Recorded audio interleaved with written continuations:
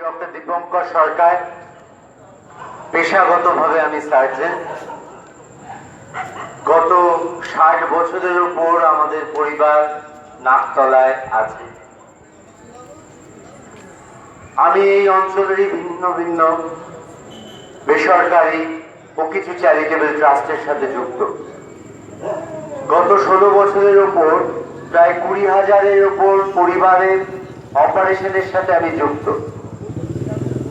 কথাগুলো বলার উদ্দেশ্য, আমি টালিগঞ্জের সাথে বহু বছর ধরে ওতপ্রোতভাবে জড়িত। আপনাদের অনেকের পরিবারের সাথে আমি প্রত্যক্ষভাবে বা পরোক্ষভাবে পরিচিত। টালিগঞ্জের সাথে আমার একটা নারীর টান আছে, আমি সেটা খুব এনজয় করি। আজকে এসেছি আমি আসন্ন বিধানসভা নির্বাচনের নির্দল প্রার্থী হিসাবে। আমার চিহ্ন স্টেথোস্কোপ।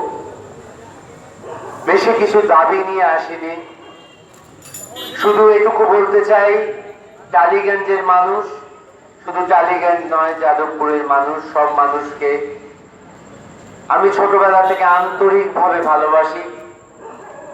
এখানে খেলেছি, বড় হয়েছি, দুষ্টুমি করেছি, পড়াশোনা করেছি, দিন রাত সবার সাথে জেগেছি, যতটা পেরেছি আমার সাধ্য মতো সবার কাজে লাগতে ততটা পেরেছি। আমি আপনাদের ভালোবাসি, শুধু এইটুকু জোরের উপর ভিত্তি করেই আজ আমি এখানে এসে দাঁড়িয়েছি নির্দল প্রার্থী হিসাবে। আমার চিহ্ন স্টেথোস্কোপ।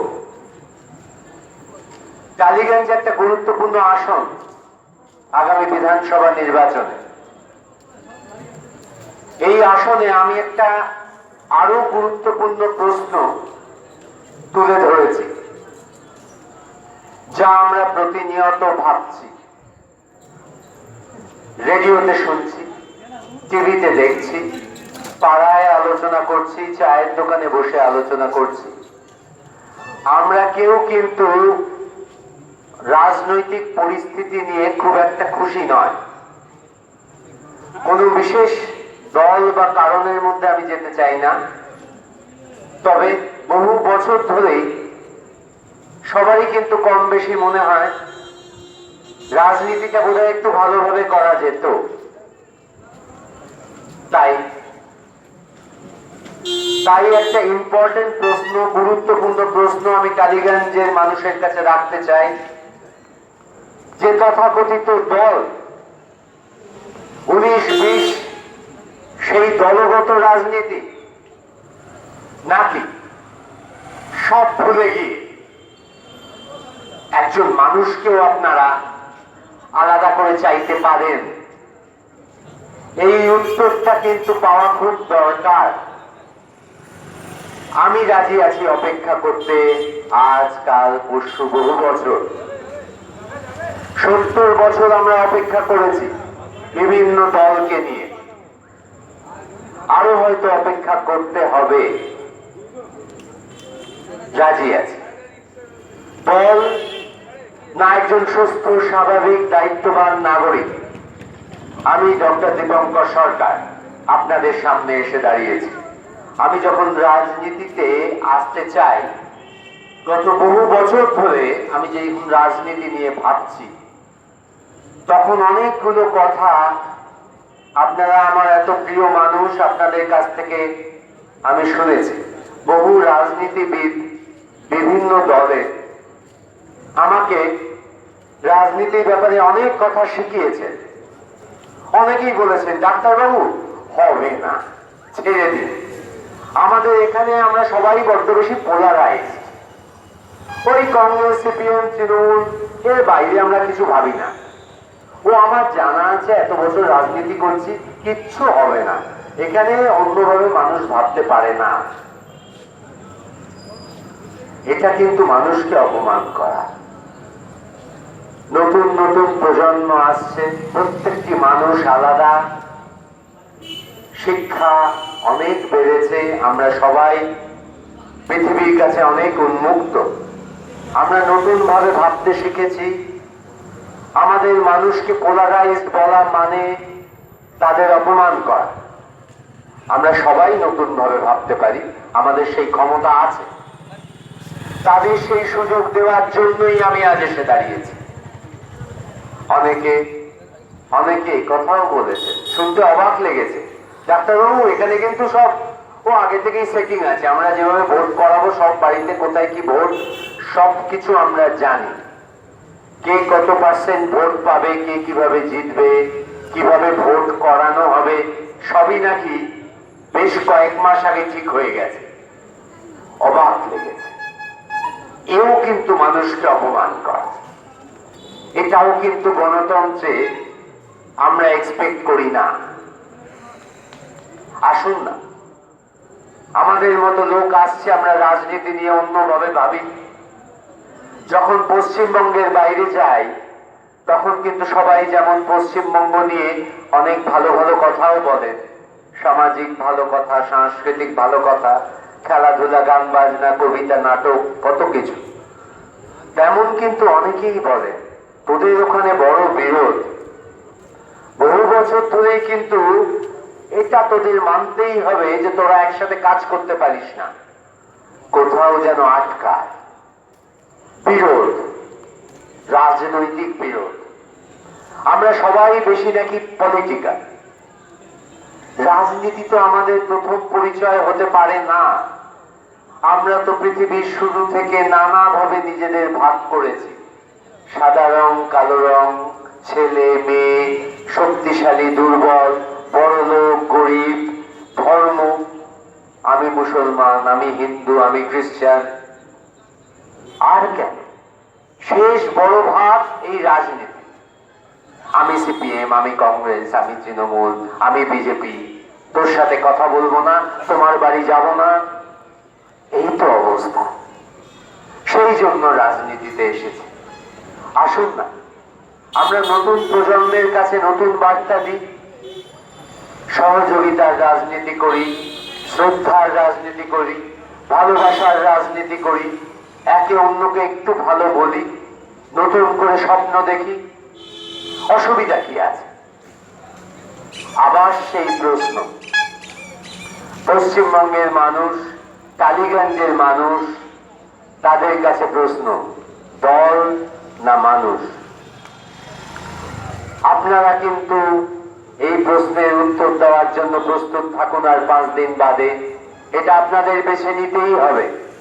একটা দল যদি ক্ষমতায় আসে কি করবে এতদিনে আমরা সবাই জেনে গেছি। সবকিছুকে কন্ট্রোল করার চেষ্টা করবে। পুলিশ, অ্যাডমিনিস্ট্রেশন, খেলার মাঠ, সাহিত্য একাডেমি, যত কিছু ভাবতে পারে। কে কোথায় নাটক করবে, কে কেমন গল্প লিখবে, কে কেমন পুরস্কার পাবে, কোথায় কি অ্যারেঞ্জমেন্ট হবে, পাড়ার ক্লাবে কে সেক্রেটারি হবে, কোন নাটক কোথায় হবে, কে কোথায় অ্যাড পাবে, কে কোন অনুষ্ঠানে গান গাইবে, সরকারি অতিথি কারা হবে, কোন কাগজে অ্যাড দেওয়া হবে, কোন মিডিয়া কি বলবে। আপনি যখন 30 তারিখে ভোট দিতে যাবেন তখন কি আপনি এটা আশা করেন যে আপনি যাকে ভোট দিচ্ছেন তারা আগামী 5 বছর ধরে এইসব করবে? ভেবে দেখবেন, কেননা ভাবার সময় এসেছে। দল একটা ভয়ঙ্কর আকার ধারণ করেছে, বিভিন্ন দল, তাদের অসীম ক্ষমতা। আপনারা কিন্তু ভোট দেবেন একজন নাগরিককে, আপনাদের মধ্যে একজন নাগরিককে। আপনারা কিন্তু এত ক্ষমতাশালী হতে চান না। আপনারা কিছু সাধারণ কাজ চান, সাধারণ প্রশ্নের উত্তর চান। আমাদের গণতন্ত্রটা ভারী সুন্দর, পৃথিবীর সব থেকে বড় গণতন্ত্র, খুব গোছানো, গর্ব করার মতো। সেখানে আপনাদের জানানোর জন্য বলি, সবকিছু ঠিক করা আছে। আপনারা যে চাকরিটা আগামী 5 বছরের জন্য 30 তারিখে একজন এমএলএ কে দেবেন, কি তার যোগ্যতা ঠিক করা আছে। আপনারা সবাই জানেন, তাও আমি একবার মনে করিয়ে দেব, চাকরিটার যোগ্যতা হচ্ছে 30 বছর বয়স, ভারতীয় নাগরিক, 2 বছরের বেশি জেল খাটেননি, খুব পরিষ্কার। 2 বছরের কম জেল খাটলেও চলবে। এই চাকরিটা যে আপনারা দেবেন, এটা কিন্তু 5 বছরের চাকরি। এই চাকরিটার জন্য যদি আমি এই চাকরিটা পাই বা যে কেউ পান, তারা কি করবে, তাদের কি মাইনা হবে, তাদের কি কাজ হবে, এটা কিন্তু 70 বছর হয়ে গেছে, আপনাদের জানতেই হবে। আমি বারবার বলবো, আপনারা বিরক্ত হলেও তা জানতে হবে। সেই ভদ্রলোক বা ভদ্র মহিলা যারা এই চাকরিটা পাবে, এমএলএ চাকরি, তাদের মাইনে হবে 12,000 টাকা। তারা 12,000 টাকা প্রতি মাসে মাইনে পাবে। মেডিকেল বাবদ 4,000 টাকা। 5 বছর চাকরি করার পর তারা 4 থেকে 6,000 টাকা পেনশন পাবে। দারুণ ব্যাপার। 30 বছর চাকরি করে লোকে যা পায়, ওনারা কিন্তু বা আমরা কিন্তু 5 বছর চাকরি করার পর সারা জীবন পাবো 4 থেকে 6,000 টাকা। কয়েকটা ট্রেনের টিকিট ফ্রি, কয়েকটা প্লেনের টিকিট ফ্রি, আর কিছু কমিটিতে থাকার জন্য মাসে মাসে কিছু টাকা। সেই জন্য সব নেতাই, সব এমএলএ, আমাদের মতো রাজনীতিবিদরা বিভিন্ন বিভিন্ন কমিটিতে থাকে।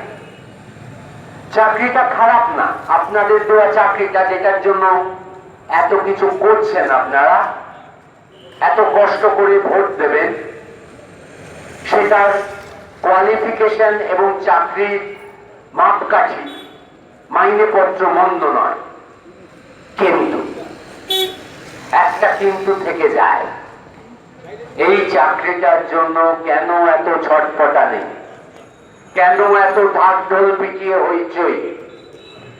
মানুষ কিন্তু ধীরে ধীরে সন্দেহ করছে, মানুষ কিন্তু ধীরে ধীরে বিতশ্রদ্ধ হয়ে পড়ছে।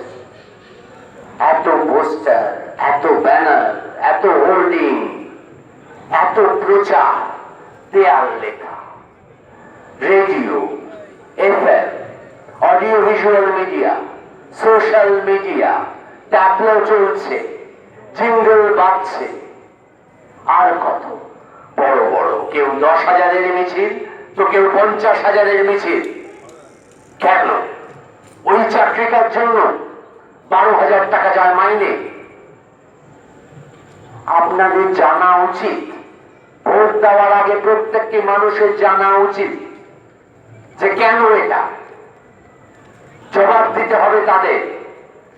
দুটো সম্ভাবনার কথা আমি ভেবে দেখেছি, অনেক জায়গায় এ কথা বলছি। এক, এটা গণতন্ত্রে ভুল লেখা আছে, আসলে এই চাকরিটার মূল্য অনেক, আসলে অনেক বেশি কিছু ব্যাপার আছে, গোপন ব্যাপার, যেটা পরিষ্কার বলা যায় না, যেটা নিয়ম বহির্ভূত, যেটা বলতে লজ্জা পায় লোক।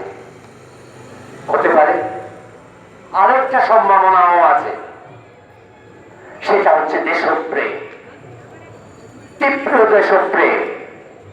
মহাত্মা গান্ধী, বল্লভভাই প্যাটেল, জওয়াহরলাল নেহরু, মতিলাল নেহরু, বিনয় বাদল দীনেশ, এদের মতো তীব্র দেশপ্রেম। তার জন্য তারা কোনো বাধা মানে না। পয়সা কম হোক, ফেসিলিটি কম হোক, তাদের লড়তেই হবে, চাকরিটা পেতেই হবে। তার জন্য দরকার মনে হয়তো প্রত্যেক কনস্টিটিউয়েন্সিতে 7-8 কোটি টাকা খরচা করতে হবে, হাজার হাজার লোক নিয়ে ঘুরতে হবে, দল তৈরি করতে হবে, রাত অব্দি মিটিং করতে হবে, বড় বড় মিছিল করতে হবে। ওই চাকরিটা চাই, কেননা ওই চাকরিটা না পেলে আমরা দেশপ্রেম করতে পারবো না। আমরা অসুস্থ হয়ে পড়তে রাজি আছি, কিন্তু দেশপ্রেম, দেশের জন্য কাজ করা আমরা ছাড়বো না। এটাও অদ্ভুত। এদের মনে হয় এই রাজনীতিবিদরা, এদেরও চিকিৎসার প্রয়োজন আছে। ডাক্তার হিসাবে আমি বলে যাই, এটা এক বিশেষ ধরনের মনোরোগ, মনের এক বিশেষ অবস্থা, সেবার জন্য অসম্ভব টান। সেই জন্য দরকার হলে বাঁশ দিয়ে মানুষকে মারতে হবে, দরকার হলে সামনাসামনি গুলি করতে হবে। এদের কোথাও ভর্তি করে কয়েকদিন চিকিৎসা করলে ভালো হওয়ার সম্ভাবনা। এইসব কথা ভেবে আমরা রাজনীতিতে এসেছি। আমাদের কাছে চাকরিটা অত গুরুত্বপূর্ণ নয়। আমরা আপনাদের কাছে এই প্রশ্নগুলো তুলে ধরতে এসেছি। এত বড় একটা নির্বাচন, অথচ কে কি আগামী 5 বছরে করতে চায় কোনো কথা বলছে না। হয়তো শেষ দিকে এক পাতার একটা লেখা বিভিন্ন বাড়িতে পাবেন, 10-12টা লাইন, 10-12টা পয়েন্ট হাবিজাবি লেখা আছে। ওগুলোর উপর নাকি ভোট কিছু হয় না, ভোট নাকি অন্য বিষয়ের উপর হয়, ভোট নাকি করানো হয়, ভোট নাকি কে কত কাকে বাজে বলতে পারছে, লোকের মনে কত বিরূপ মনোভাবের সৃষ্টি করতে পারছে তার উপর হয়। এসব আমার ভাই দাদাদের কাছ থেকেই শোনা। সেজন্য কোনো এজেন্ডা নেই। আমার কিছু এজেন্ডা আছে।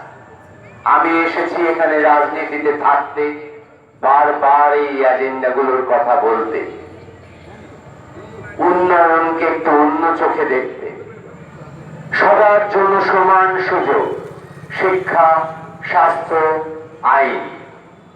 স্বাধীনতার অনেক বছর পেরিয়ে গেছে, অনেক উন্নতি হয়েছে, আমরা অনেক দূরে গিয়েছি, আমরা চাঁদে গেছি, আমরা মঙ্গল গ্রহে গেছি, আমরা বড় বড় জাহাজ বানিয়েছি, বড় বড় রকেট বানিয়েছি, অনেক ভালো ভালো বন্দুক বানিয়েছি, যুদ্ধ করেছি, কামান বানিয়েছি, উন্নয়নের বন্যায় ভেসে গেছি।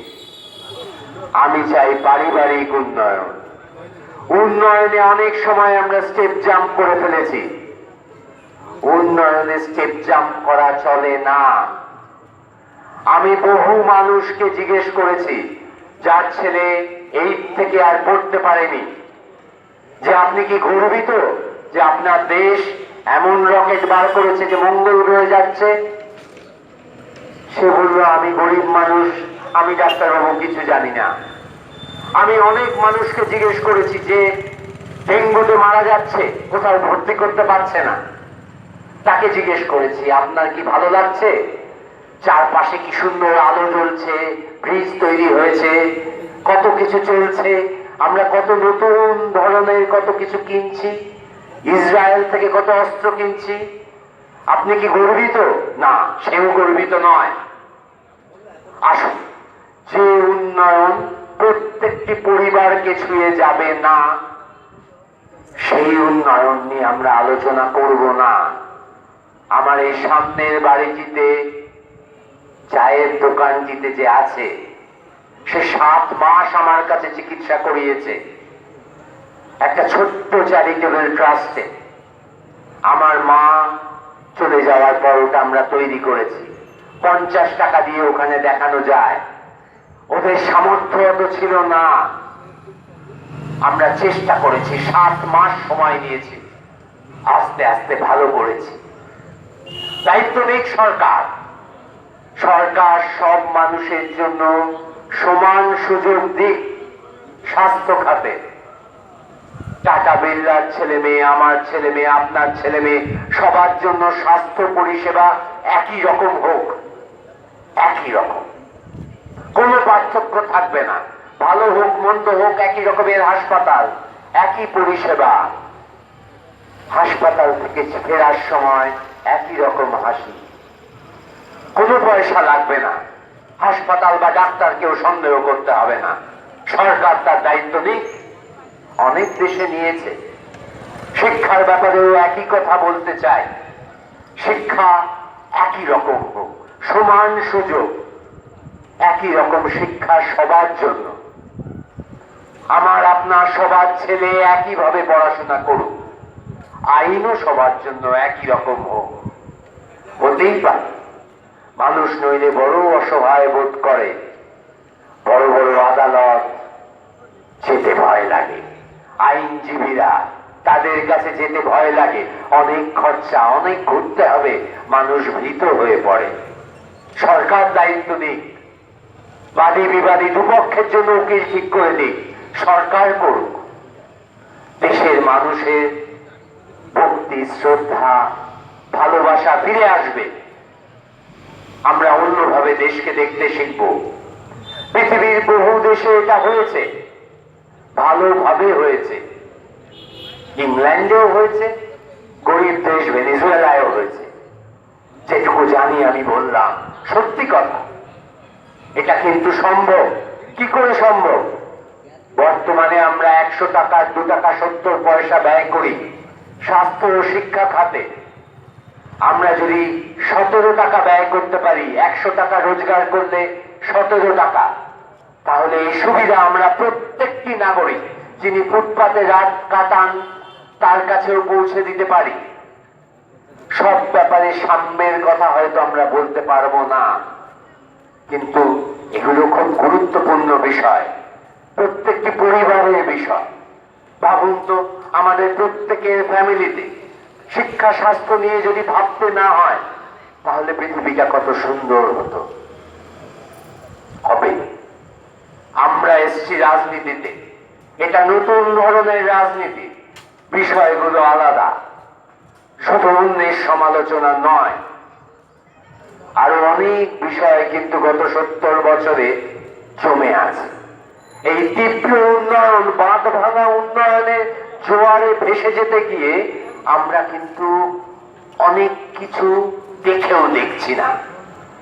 আমরা দেখেও দেখছি না যে চাষিরা মরে যাচ্ছে, আদিবাসীদের জমি কেড়ে নেওয়া হচ্ছে, আলু চাষি কম চাষ করলেও মরছে, বেশি চাষ করলেও মরছে, দাম এত কমে যাচ্ছে সে আর বিক্রি করতে পারছে না।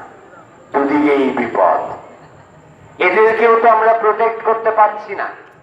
আমাদের রাজনীতিবিদরা গত 70 বছর ধরে এদের বাঁচাতে পারছে না। চা বাগানের শ্রমিক, তাদের ছেলে মেয়েরা মারা যাচ্ছে। ওই চা 1,44,000 টাকা কেজিতে মকাইবাড়ির চা বিক্রি হয়েছে, তাতে আমার আপত্তি নেই, কিন্তু ওই মানুষগুলোর কি হবে? আর ওরা আমাদের কাছে কিছু কেড়ে নিতে পারবে না। সেটাই আইন, সেটাই ভদ্রলোকের আইন, সেটাই সমাজ ব্যবস্থা।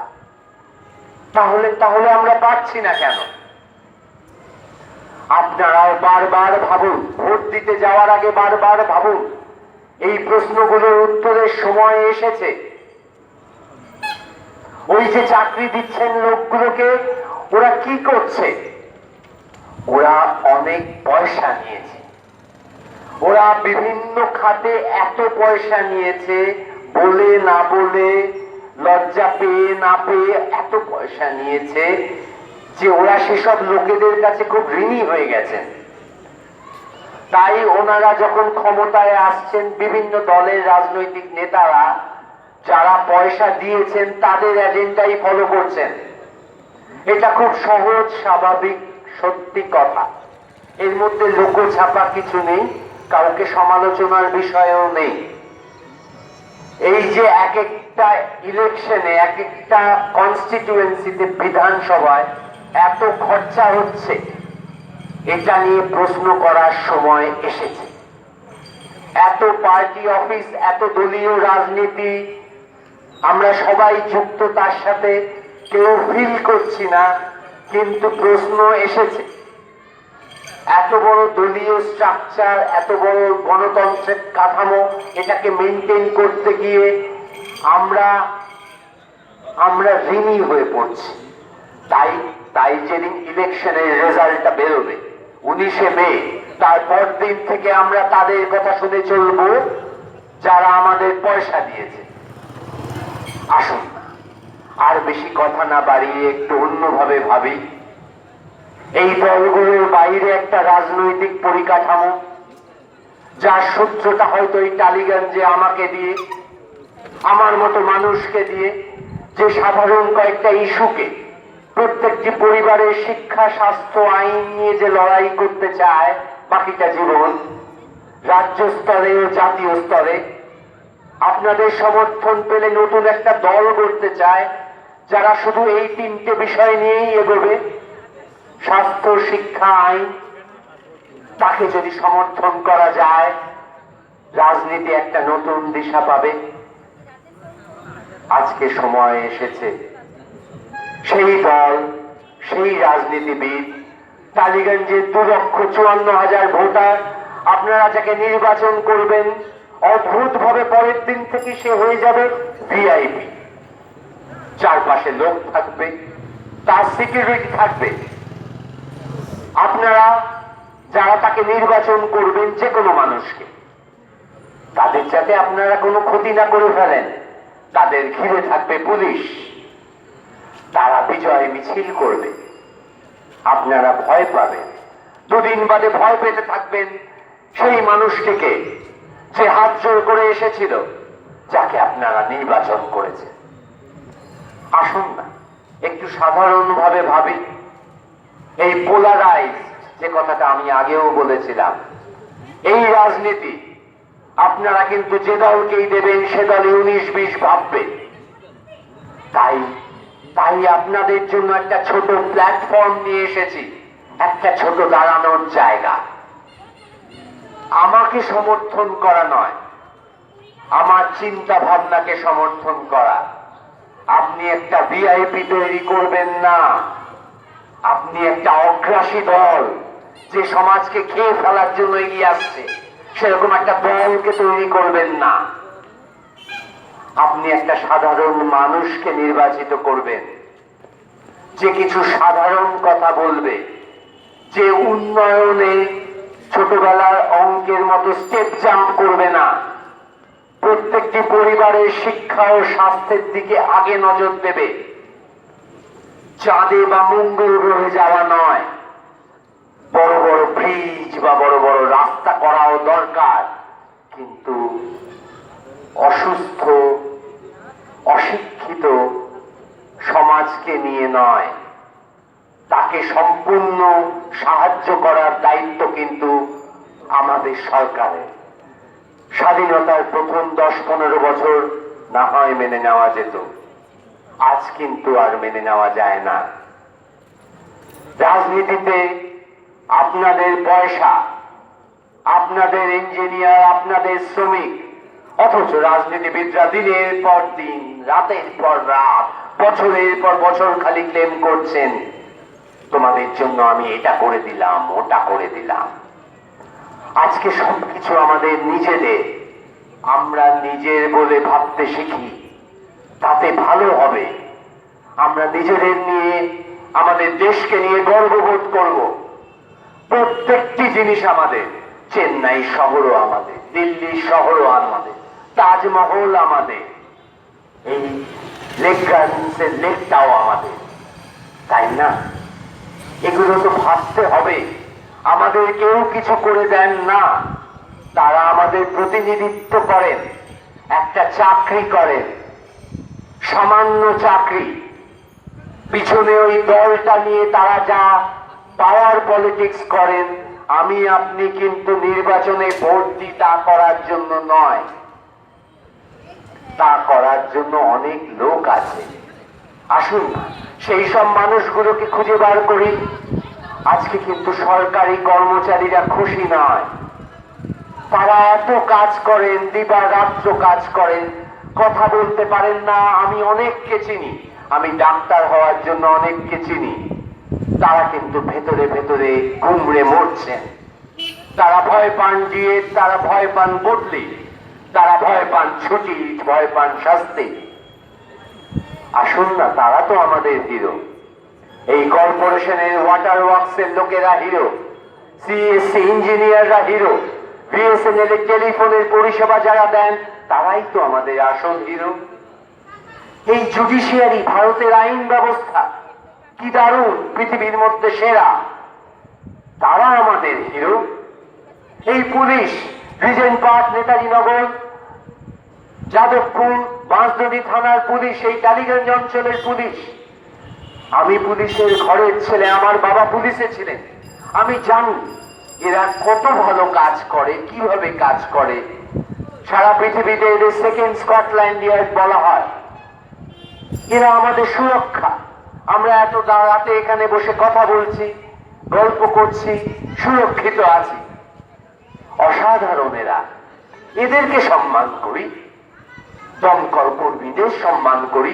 যাই ফায়ার ব্রিগেড স্টেশনে, ওখানে গিয়ে বছরে একবার অন্তত বলি থ্যাংক ইউ। আপনাদের জন্য নিশ্চিন্ত আছি। বাড়িতে আগুন লাগলে, কোনো দুর্ঘটনা ঘটলে আপনারা তো আছেন।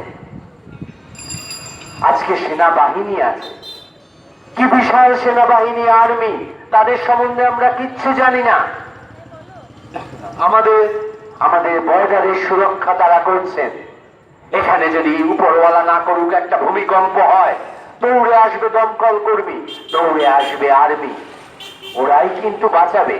আমার মতো রাজনীতিবিদ ওই কোনায় অন্য কোনো খানে হয়তো মিডিয়ার সাথে দুটো কথা বলবে, আমরা সব ব্যবস্থা করছি, চিন্তা করবেন না, জনগণকে নির্ভয়ে থাকতে বলুন।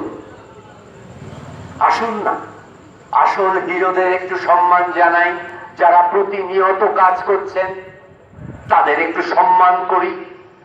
মানুষগুলো বড্ড খারাপ আছে, তারা দুঃখ পায়, তারা কিছু বলতে পারে না। রাজনীতির দল তাদের সম্মানকে প্রত্যেক দিন দুমড়ে মুচড়ে দিচ্ছে, অসম্মান করছে তাদের। ওরাই আমাদের কিন্তু প্রকৃত প্রতিনিধি। আসুন, রাজনীতিটা একটু অন্যভাবে ভাবি। আপনারা যদি অন্যভাবে ভাবেন তাহলেই কিন্তু সবকিছু পাল্টাবে, পাল্টে যাবে রাজনীতি, দল, নেতার সংজ্ঞা। আমি ভোট চাইতে পারি না, চাওয়াটা লোভের বিষয়। আমার যদি কোনোদিন খাওয়া দাওয়া সংক্রান্ত অসুবিধা হয়, আপনাদের কাছে আসতে পারি, আমি আপনাদের ঘরের ছেলে, চাইতে পারি। ভোট চাওয়ার বিষয় নয়, ভোট আপনারা দেবেন যখন দেখবেন কেউ লালায়িত, লোভীর মতো ভোট চাইছে, ভোট পাওয়ার জন্য মারপিট করছে, সেই মানুষগুলোকে ত্যাগ করার সময় এসেছে, দলমত নির্বিশেষে। বুঝবেন, এদের এই ধরনের অ্যাক্টিভিটির পিছনে অন্য কোনো কারণ আছে। আমি একটা প্ল্যাটফর্ম তৈরি করেছি, আমাকে যদি সমর্থন করেন, পশ্চিমবঙ্গের রাজনীতি কিন্তু একটা নতুন মোড় নেবে। আমি ছাড়া কোনোদিন কোনো নির্দল প্রার্থী এইভাবে এসে কথা বলেনি। নিজের উদ্যোগে প্রতিটি পয়সা নিজে খরচা করে, কারোর কাছে এক পয়সা হেল্প না নিয়ে, আপনাদের এই বাস্তব কথাগুলো আপনারা জানলেও জোরে জোরে জানাতে এসেছে। রাজনৈতিক দলগুলো বুঝতে পারবে, অনেকে তাদের নিয়ে খুশি নয়, অনেকে হয়তো বিভিন্ন কারণে চাপে পড়ে বিভিন্ন দল করছেন। সবার প্রতি শ্রদ্ধা রেখে জানাই, তাদের প্রতিও আপনারাও ভাবুন।